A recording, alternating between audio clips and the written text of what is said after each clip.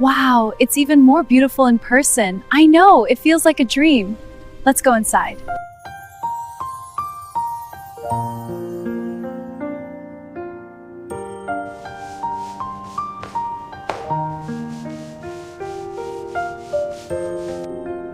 Oh, look at this. I remember Deva saying, time flies.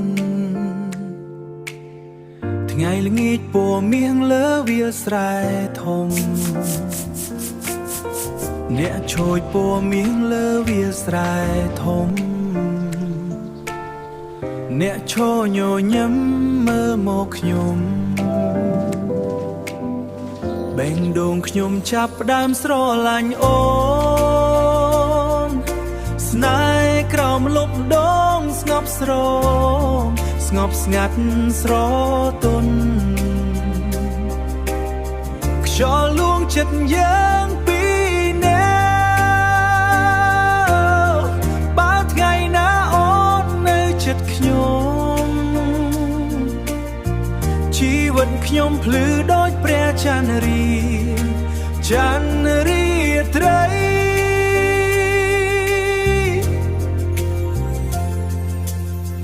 សំឡេងបាក់សីច្រៀងនៅចុងដូងផ្កាព្រៃក្រអូបនៅជិតផ្លូវដៃអូនកាន់ខ្ញុំយ៉ាងស្រ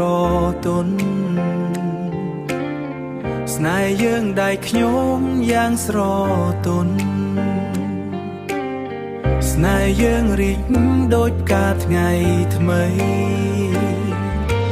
បើថ្ងៃណាមេឃងងឹតខ្ញុំនៅតែមានអូននៅក្បែរក្រោមលំដងនោះស្នេហ៍យើងនឹងនៅជានិច្ចស្នេហ៍ក្រោមលំដងស្ងប់ស្រ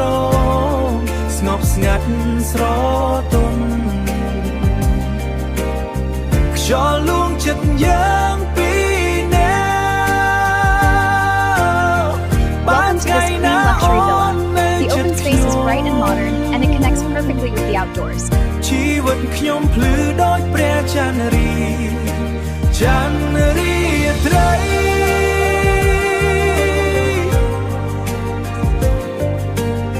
ស្នេហ៍យើងនឹងនៅ